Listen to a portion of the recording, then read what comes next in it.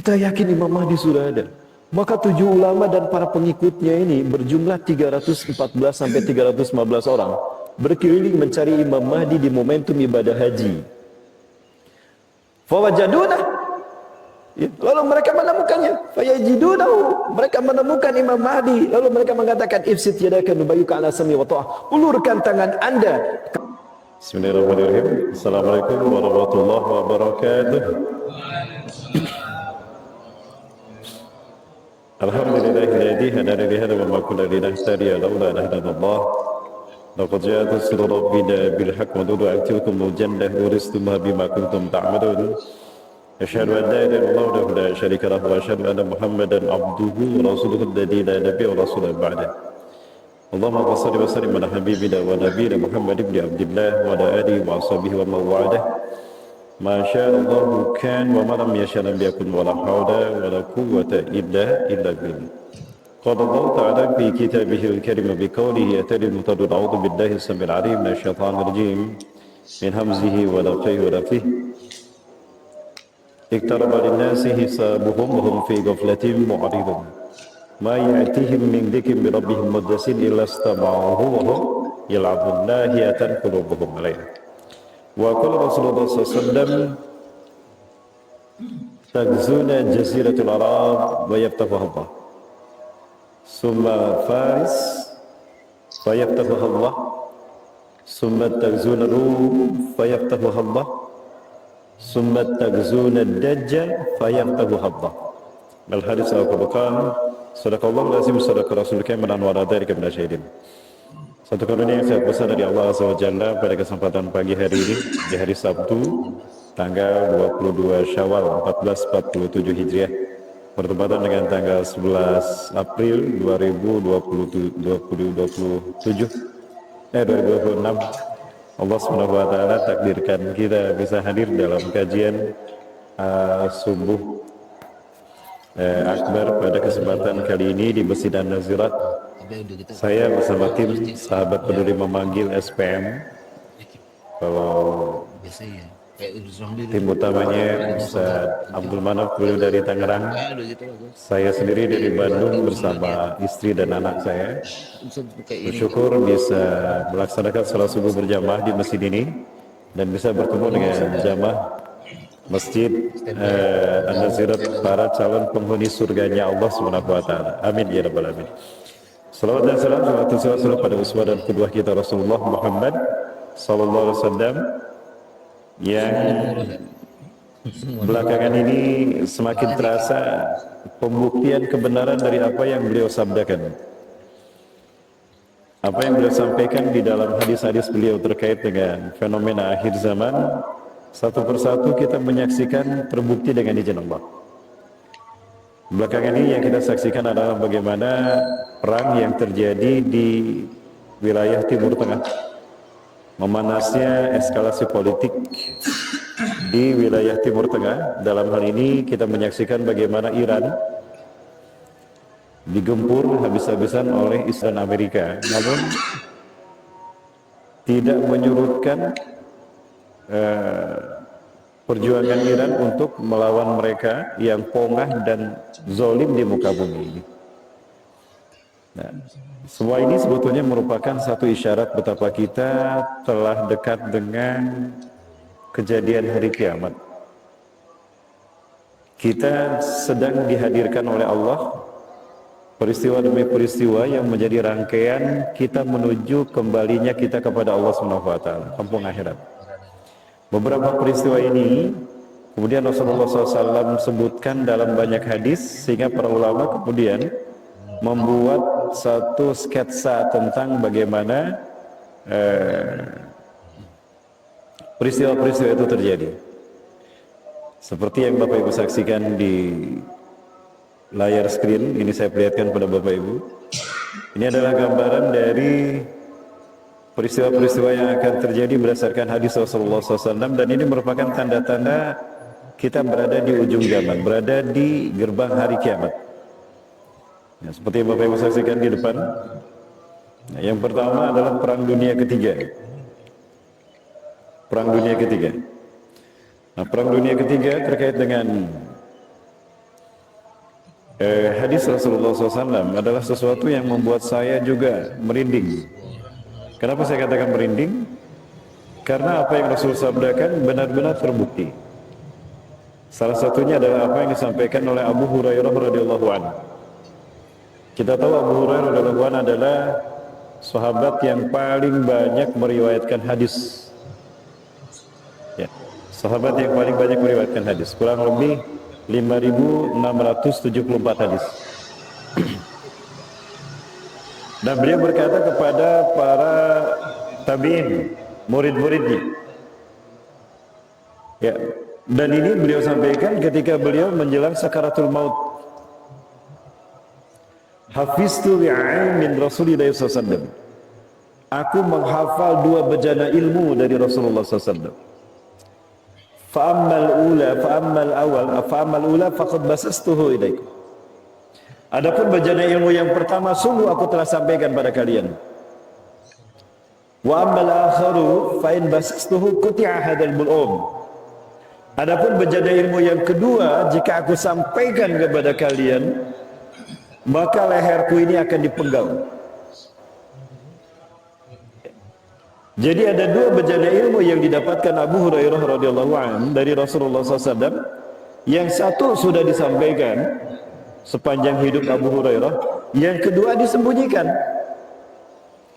Kenapa yang kedua disembunyikan? Khawatir apabila para sahabat tidak memahaminya, atau hadis ini sampai kepada sahabat yang mungkin tidak paham dan dalam hatinya ada penyakit, akan menimbulkan konflik, akan menimbulkan pertikaian. Maka disembunyikan oleh Abu Hurairah sepanjang hidupnya. Namun kata Abu Hurairah, sekarang aku ada sampai pada sakaratul mautku. Sepertinya ini saat terakhir di mana aku berada di dunia. Aku khawatir menyembunyikan ilmu dari Rasulullah SAW. Maka disampaikanlah oleh Abu Hurairah radhiyallahu anhu. Dan apa yang Abu Hurairah sampaikan? Ternyata Rasulullah SAW berbicara tentang perang dunia. 3 perang dunia Rasul ceritakan. Seperti apa gambarannya? Bapak Ibu bisa saya sampaikan. Ini yang disampaikan oleh Abu Hurairah radhiyallahu anhu, yang saya sendiri merinding Bapak Ibu. Betapa kita berada di ujung peradaban. Dan Bapak Ibu sekalian bisa kita lihat. Nah, sebelum saya lanjutkan, saya sapa terlebih dahulu yang saya hormati dan saya muliakan karena Allah, Bapak Ketua Dewan Kemakmuran Masjid An-Nazirat bersama jajarannya. Juga yang saya hormati dan saya muliakan karena Allah, Bapak para hadirin kaum muslimin dan muslimat rahimakumullah. Dan di depan Bapak Ibu sekalian dilihat, menjelang wafatnya Abu Hurairah pernah berkata kepada para muridnya. Muridnya Abu Hurairah berarti tabi'in, karena Abu Hurairah ini sendiri adalah sahabat. Ya, tabi'in artinya mereka yang beriman kepada Allah dan Rasul, hidup bertemu dengan para sahabat dan tidak bertemu dengan Rasulullah SAW, hidup dan mati dalam keadaan Islam. Itu tabi'in. Nah, Abu Hurairah mengatakan, hafiztu min Rasulillah SAW wi'a'ain. Aku hafal dari Rasulullah SAW 2 bejana ilmu. Fa'amma ahaduhuma, adapun yang pertama, fabasastuhu, aku sudah menyampaikannya pada kalian. Semuanya sudah aku sampaikan. Wa ammal akharu, adapun yang kedua yang berikutnya, falau basastuhu, andai saja aku sampaikan, quti'a hadzal bul'um, maka leherku ini taruhannya, kalian akan memenggal leherku. Nah, kenapa Abu Hurairah menyembunyikannya? Ternyata ini terkait dengan hal-hal yang mungkin para sahabat tidak akan memahaminya. Nah, apa yang disampaikan oleh Abu Hurairah ini ditemukan di dalam sebuah manuskrip kuno di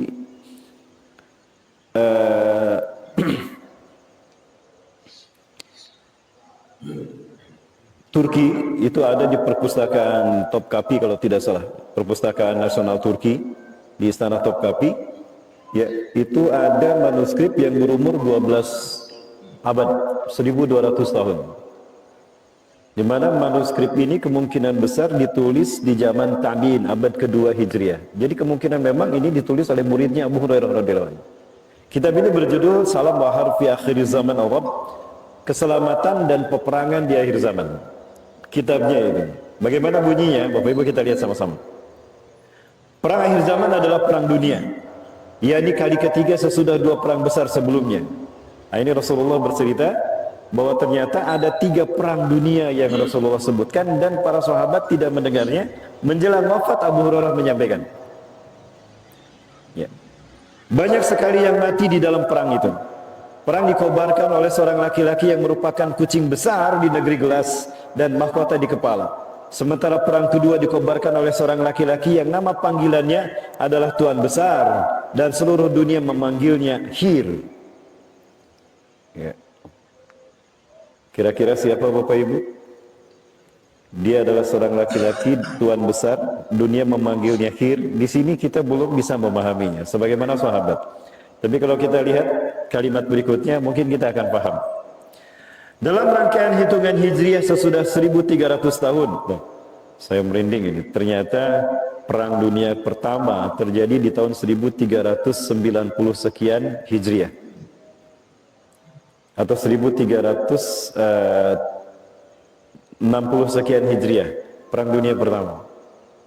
Ya, 1942. Itu perang dunia kedua.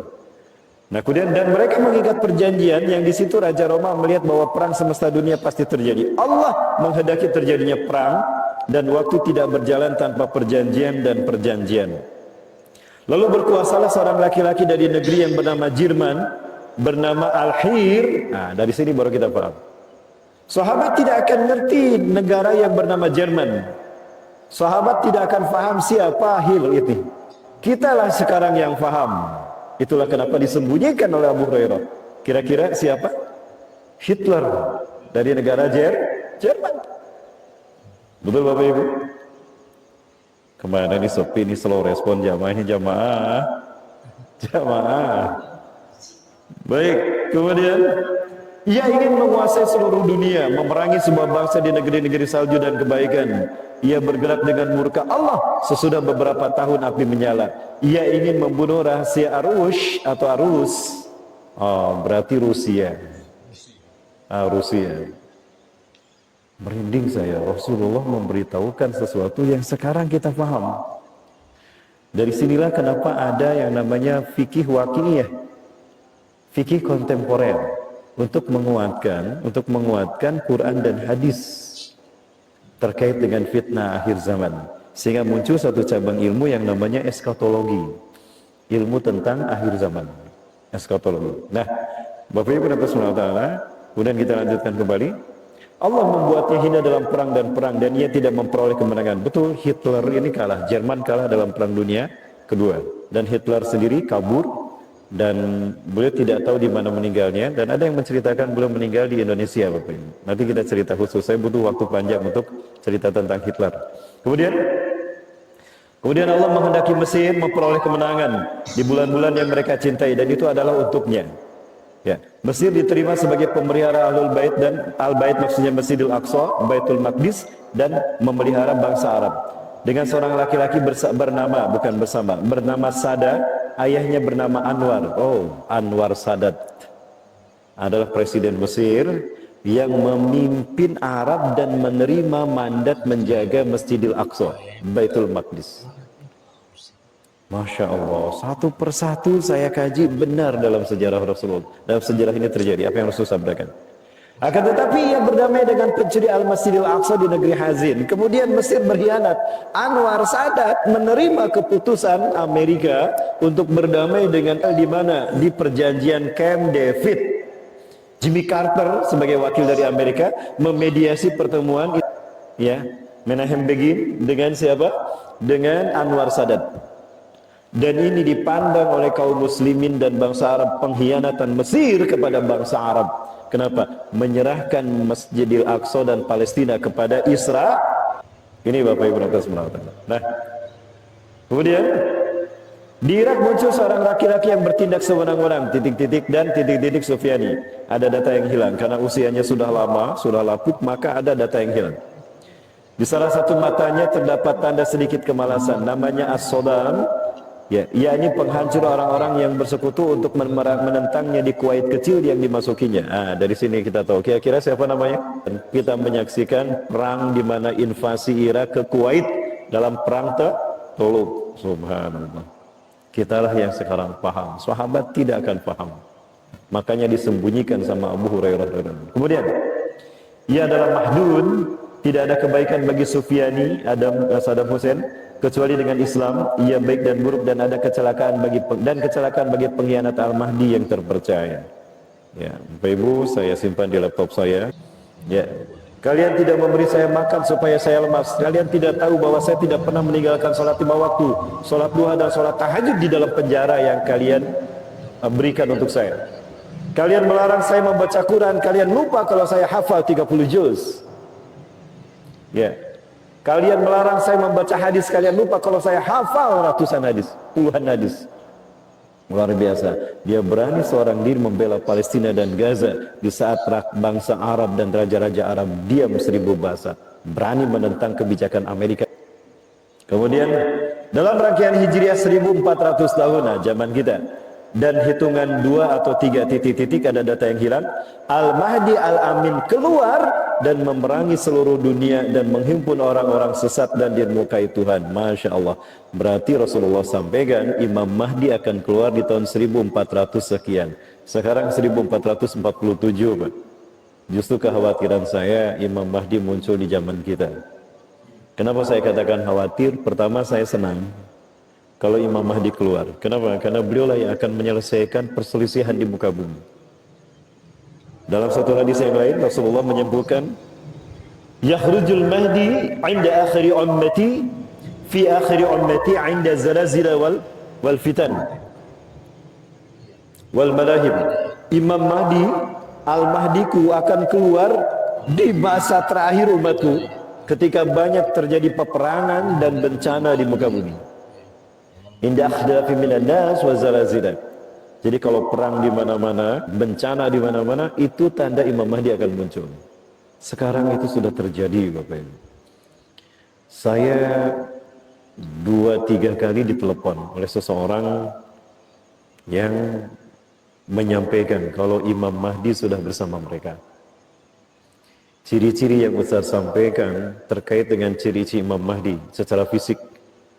Rambutnya ikal sebahu, dahinya agak lebar, alisnya bagus, nyambung lurus, aknal anfi, hidungnya mancung, matanya menjorok ke dalam, berwarna hitam ininya. Ya, launul arabi, wa jismu Israili. Ya, warna kulitnya warna kulit orang Arab, putih ke coklat-coklatan, dan tingginya ya tinggi orang-orang Palestina. Perutnya agak sedikit besar, di pipi kanannya ada tai lalat, kedua pahanya kecil, ya, dan di punggungnya ada tanda kenabian. Ya, di sela-sela 2 gigi gunting itu ada celahnya, antara 2 gigi guntingnya ada celahnya. Kalau tersenyum terpancar warna cahaya kemilau putih, dan aura kenabian ada pada dirinya. Padahal dia bukan nabi dan rasul, dia hanyalah mujadid, pembaharu, reformis Islam. Orang yang seperti ini diceritakan ada bersama saya, Ustaz. Itu 2016, 2015, 2017, Bapak Ibu. Bahkan ada sosok yang kemudian diklaim sebagai Imam Mahdi oleh beberapa kaum muslimin di beberapa negara. Dengan izin Allah, beliau hadir di kajian saya di Bogor. Beliau WA-an saya selama 1 tahun, Bapak Ibu, dan tawadu luar biasa. Beliau sampaikan kepada saya beberapa hal dan saya tanyakan langsung kepada beliau. Ini pertemuan saya dengan Muhammad Qasim dari Pakistan. Beliau tidak berbahasa Arab. I'm sorry, and I don't speak Arabic and I speak English. Maybe we can talk about anything in English language, kata beliau. Ya. Kita ngobrol dalam bahasa Inggris dan ada penterjemah. Dan saya katakan kepada beliau, I never reject what you see in your dream. This is karunnah from Allah to you. Yeah. I see what you say, what you explain to us in YouTube. Saya melihat apa yang Anda jelaskan di YouTube. Beliau mimpi 300 kali Allah berfirman kepadanya. Dan beliau mimpi 300 kali bertemu Rasulullah dalam mimpinya. 500 kali Allah berfirman kepadanya, memberikan fatwa, memberikan perintah kepadanya. Beberapa mimpi yang beliau katakan memang sudah terjadi. Tapi saya katakan, I never reject what you see in your dreams. Saya tidak menolak apa yang Anda lihat dalam mimpi Anda. Ini karomah Allah untuk Anda. But there is one question from me to you. Ya, tapi ada satu pertanyaan dari saya untuk Anda. Do you claim that you were Mahdi? Have you claimed that you were Mahdi?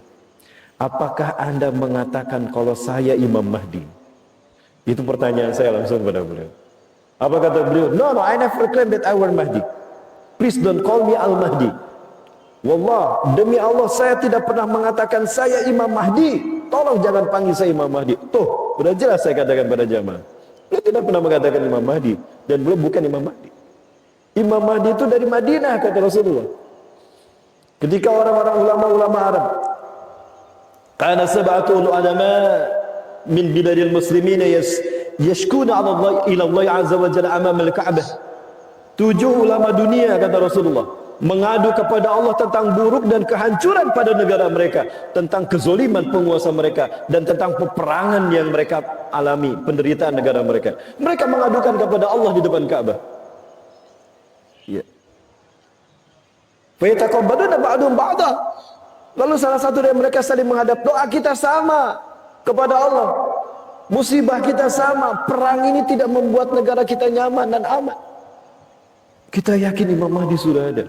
Maka 7 ulama dan para pengikutnya ini berjumlah 314 sampai 315 orang berkeliling mencari Imam Mahdi di momentum ibadah haji. Fawajaduna, ya, lalu mereka menemukannya. Fayajidunahu, mereka menemukan Imam Mahdi. Lalu mereka mengatakan, ifsid yadaka nubayyuka ala sami wa ta'ah. Ulurkan tangan Anda, kami baiat Anda sebagai Imam Mahdi kami. Nah, orang ini, kata Rasulullah, menarik tangannya. Lastu Mahdian, aku bukan Imam Mahdi. Ana ihda minal ansar, saya adalah salah satu dari orang-orang Ansor. Nah, dari sini kita tahu Imam Mahdi yang sesungguhnya tidak akan pernah mengatakan saya Imam Mahdi. Tidak pernah mengklaim, bahkan menolak. Buktinya dia menarik tangannya. Lastu Mahdian. Saya lastu Mahdian, saya bukan Imam Mahdi. Yang kedua beliau mengatakan ana ihda minal ansar, saya adalah salah satu dari orang Ansor. Artinya beliau orang Madinah. Nah, yang Bapak Ibu saksikan ini Muhammad Qasim, beliau dari Pakistan. Ya, dari Karachi, Pak. Kalau tidak salah dari Karachi, Pak. Ya, yuwatir ismu ismi wa ismu abi ismu abi, kata Rasulullah. Namanya sama dengan namaku dan nama ayahnya sama dengan nama ayahku, Muhammad bin Abdullah. Ini Muhammad Qasim bin Abdul Karim. Ciri-ciri fisiknya ada tidak, Pak Bapak sekalian? Tidak ada. Ya. Dan mohon maaf sekali, ada hal yang rahasia yang kemudian boleh ungkapkan pada saya, yang ini sebetulnya aib dan tidak mungkin dimiliki oleh seorang Imam Mahdi, seorang pembaharu. Imam Mahdi Muhammad bin Abdullah adalah representasi kemuliaan Rasulullah di tengah-tengah umat manusia di akhir zaman. Ada banyak syarat kemuliaan yang ada pada beliau, maka tidak mungkin ada hal-hal yang tidak layak untuk beliau. Beliau mengaku pada saya, Bapak sekalian. Jujur ya, tapi ini aib kalau saya sampaikan. Masih ada WhatsApp-nya di HP saya. Dalam bahasa Inggris, beliau jujur kepada kami. Dan orang yang pernah tinggal, saya bertemu dengan orang yang tinggal beberapa hari di rumah beliau. Betul, kayaknya bukan beliau Imam Mahdi. Mohon maaf, saya lihat, aduh agama. Ini terkait dengan sholat wajib yang beliau tunaikan. Komitmen beliau kepada sholat wajib, itu maksud saya. Dan saya sampaikan ini tidak. Nah, Bapak Ibu yang Allah, ya, kembali kepada apa yang saya sampaikan ini. Jadi Bapak Ibu yang Allah, banyak sekali mereka yang mengaku Imam Mahdi, namun saya yakin Imam Mahdi sudah ada. Bahkan yang lucu adalah satu datang ke rumah saya, datang ke Bandung. Ya, Ustadz, saya sudah di Bandung, Ustadz. Saya bersama sosok yang ingin saya pertemukan dengan Ustadz. Ternyata orang yang telepon saya dan beliau ada di Bandung, kami bertemu di rumah makan, di restoran. Beliau mengatakan, Ustadz, saya Fulan bin Fulan yang bicara di HP, di WhatsApp, dan inilah Bapak ini adalah Imam Mahdi kami. Orang yang sosoknya disebutkan sama Ustaz, ceritakan dalam kajian, inilah orangnya. Allahu Akbar. Dari Palembang, Pak. Udah sepuh. Kemudian, mohon maaf, ya orang pedalaman. kemudian bahasa Arab, tidak bisa bahasa Arab, baca Qur'annya pun belum benar. Beliau pun tidak hafal beberapa hadis terkait dengan kebangkitan Islam. Kok tapi mengaku Imam Mahdi, tapi pengikutnya banyak. Pengikutnya banyak, Pak. Ini fenomena akhir zaman yang kalau tanpa ilmu terkait dengan Quran dan hadis akhir zaman, maka kita akan terkecoh, Bapak Ibu. Baik, kita kembali kepada materi kita. Jadi dalam hadis ini dikatakan Imam Mahdi akan keluar di tahun 1400 sekian Hijriah. 1400 sekian Hijriah dalam hitungan 2 atau 3 tahun mungkin ya. Kemudian dan orang-orang yang terseret dalam kemunafikan di muka bumi Islam Mi'raj di tepi bukit Majdun. Nah Bapak Ibu, di Palestina ini ada sebuah wilayah dan itu strategis untuk menguasai wilayah Syam. Para pengamat geopolitik dunia, saya ada bukunya, buku ramalan politik, dikatakan bahwa ada satu wilayah di Palestina yang bernama Urh Majdun. Urh itu nama sebuah bukit, Majdun lembahnya. Dari situlah terkenal dengan nama Urh Majdun dalam bahasa Arab. Dalam bahasa Inggris dikatakan Armageddon. Dan ini yang dikatakan oleh gurunya Adolf Hitler. Palestine is the heartland of the world. Who can take over this Palestine? He can take over the world. Palestina adalah jantung dunia. Siapa yang bisa menguasai Palestina, Urh Majdun, dia pasti menguasai dunia. Ya, subhanallah. Dan memang Palestina ini secara geografis Bapak Ibu, dia menghubungkan benua Afrika, Eropa dan Asia. Semua benua dihubungkan oleh Palestina. Maka tidak salah kalau mayoritas Nabi dan Rasul 90% itu lahir di Palestina, dibesarkan di Palestina, menyebar ke seluruh dunia. Jadi peradaban manusia ini sumsumnya itu Palestina. Nah, maka ingin menguasai dunia, dia mulai dengan Palestina. Itu Bapak Ibu sekalian berarti. Kemudian dalam perang itu keluar seorang ratu dunia, pelaku makar dan kita lihat dalam perang itu keluar seorang ratu dunia, pelaku makar dan pelacur, namanya Amerika. Allahu Akbar. Ratu dunia dan Amerika, apa maksudnya, Bu? Apa ikon Amerika, Bapak Ibu? Patung Liberty, betul? Itu ikon Amerika. Patung Liberty itu adalah patung ratu. Dan Amerika, Bapak Ibu lihat Los Angeles, pelacuran, pelaku makar dan kejahatan. Saya perlihatkan pada Bapak Ibu, ia menggoda dunia waktu itu dalam kesesatan dan kekafiran. Bapak Ibu, ini pengakuan mereka secara tertutup tentang kejahatan Amerika di dunia. Saya perlihatkan kepada Bapak Ibu sekalian.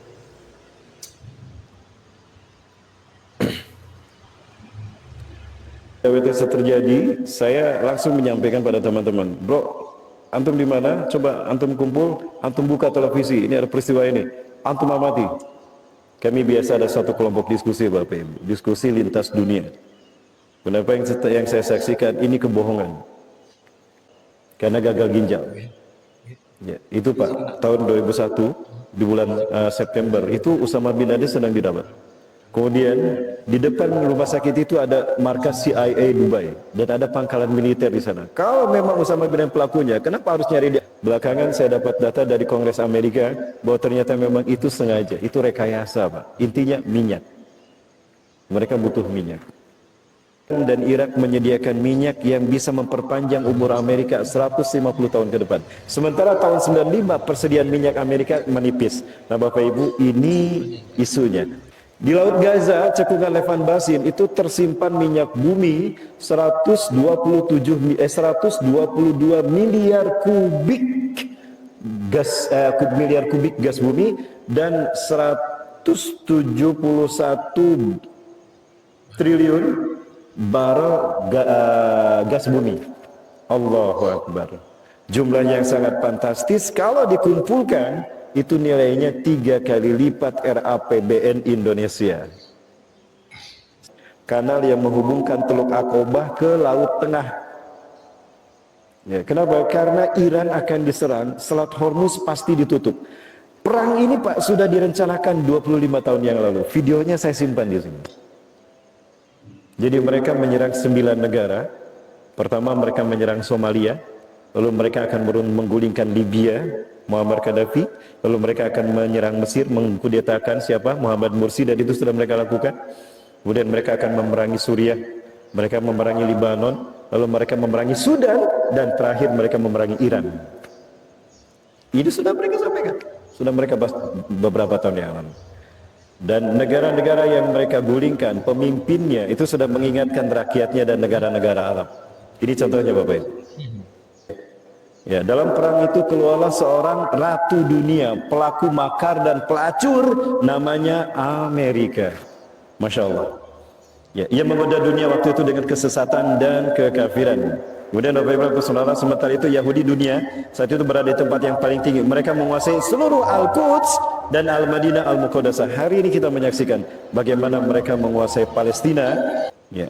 Bulan Januari kemarin, tanggal 19, saya bersama istri dan rombongan Indonesia, kami ke Palestina, Bapak Ibu. Kami ke Palestina, kami sholat di Masjidil Aqsa. Ya, dan jangan lupakan mereka, Palestina ini masih berdarah-darah. Ini kondisi di bulan Ramadan kemarin, Bapak Ibu. Dari Indonesia saya berdua dengan Ustaz Randi Hamzah, Bapak Ibu Ratiala Kulian. Di Kairo, saya bertemu dengan Ibu Dian, beliau adalah Kepala Biro Politik KBRI Indonesia di Kairo. Ini di Kairo. Bulan Januari, akhir Januari 2024 Bapak Ibu. Nah ini Budian, kepada Budian kami sampaikan rencana saya dan Ustaz Randi masuk lewat Gaza, lewat Rafah. Dari Kairo kami ke Ismailiyah, dari Ismailiyah ke Al-Aris, dari Al-Aris ke Rafah, masuk ke Gaza. Ya Bapak Ibu sekalian Allah. Nah, pada beliau saya sampaikan, dan beliau mengatakan, Ustaz, Bapak Presiden menyampaikan pada saya, ini WhatsApp-nya masih ada. Tarik semua, evakuasi semua WNI di Gaza. Tidak boleh ada yang masuk dan tidak boleh ada yang diam. Keluar semuanya. Mohon maaf Ustaz, ini reputasi saya dipertaruhkan. Ustaz tidak boleh masuk. Bu, jangan khawatirkan saya. Tidak Ustaz, mohon maaf. Ini tahun terakhir saya berada di Kairo. Tugas saya sebagai Kepala Biro Politik di KBRI. Saya tidak mau merusak reputasi beliau. Akhirnya saya hanya di perbatasan saja. Nah, saya bertemu dengan beberapa tokoh di sana. Ini disaksikan Palang Merah Indonesia, Pak Arifin dan Pak Ridwan. Ini Pak Ustaz Randi Hamzah dari Panam. Beliau tinggal di Panam, Pekanbaru ya. Mau dikenalkan Bang Randi ya. Nah, ini Dr. Muhammad Ramadan, Direktur Rumah Sakit Palestina di Kairo. Ini Bang Rido, kuliah di Al-Azhar Kairo. Bapak Ibu, kepada mereka kami sampaikan rencana memberikan bantuan. Hampir 1 miliar saya bawa. 600 juta cash, yang 700 juta cash, yang 300 itu kami transfer. Bahwa nanti ketika Imam Mahdi dibaiat, yang pertama kali dilakukan Imam Mahdi adalah memerangi kemunafikan bangsa Arab, Bapak Ibu. Ini saya perlihatkan hadisnya pada Bapak sekalian. Hadis saya Muslim. Ya. Dari Jabir bin Samurah, An-Nafi' bin Utbah, dari Nafi bin Utbah qala, Nafi berkata, "Kunna ma'a Rasulillah sallallahu alaihi wasallam fi ghazwatin." Kami bersama Rasulullah SAW dalam satu peperangan. Ghazwah itu Rasulullah ikut berperang. Qala, berkatalah Utsbah, fa'atan Nabiy sallallahu alaihi wasallam qaumun min kibalil maghribi, maka datanglah kemudian satu kaum dari arah Maghrib, dari Maghrib, al-Maghrib Maroko. Alaihim siyabus sufi, mereka memakai pakaian dari kain wol. Fafakuhu 'inda akmatin, lalu mereka mengepung mengelilingi Rasulullah di samping bukit. Ya. Fa'inahum laqiyamun wa Rasulullah sallallahu alaihi wasallam qa'idun, mereka berdiri mengelilingi Rasulullah SAW sedang duduk. Faqalat li nafsi, aku berkata, hatiku berkata kepada diriku, atihim fakum bainahum wa bainah, datangilah mereka, berdiri di antara mereka dan Rasulullah SAW. Ya, la yagtalunahu, ya, jangan sampai mereka menyerang mengepung Rasulullah SAW.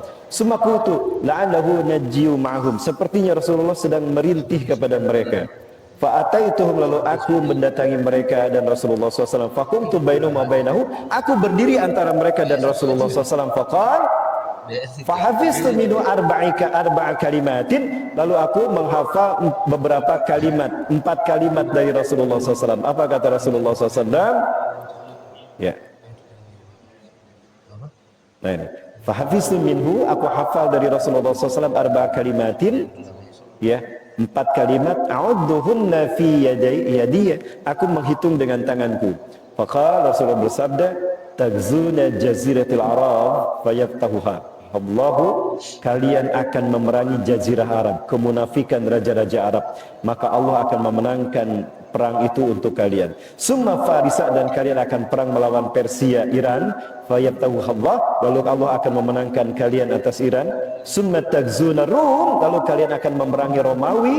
Fayabtahu Allah, lalu Allah akan memenangkannya untuk kalian. Summa tagzuna Dajjal, lalu kalian akan memerangi Dajjal, fayabtahu Allah, lalu Allah akan memenangkannya untuk kalian. Faqala Nafi ya Jabir, la nara ad-Dajjal yakhruju hatta yuftahar Rum. Saya yakin Dajjal tidak akan datang melainkan Romawi sudah selesai. Bapak Ibu, inilah urutan peperangannya.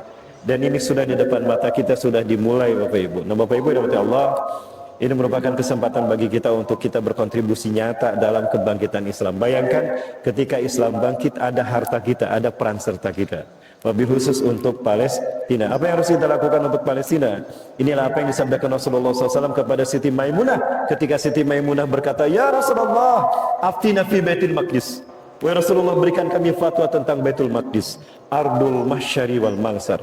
Palestina, Masjidil Aqsa dan sekelilingnya adalah padang masyar kalian. Allahu Akbar. Berarti Bapak Ibu, jamaah,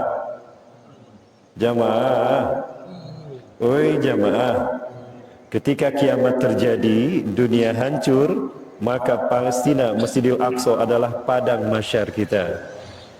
Bapak Ibu sebentar, ini saya ingin sampaikan. Ini ketika saya terjebak di Qobah Sabah, kami terjebak salju sampai sebetis Bapak Ibu. Salju sampai sebetis, dan saya berhenti untuk menyampaikan report kepada pemirsa.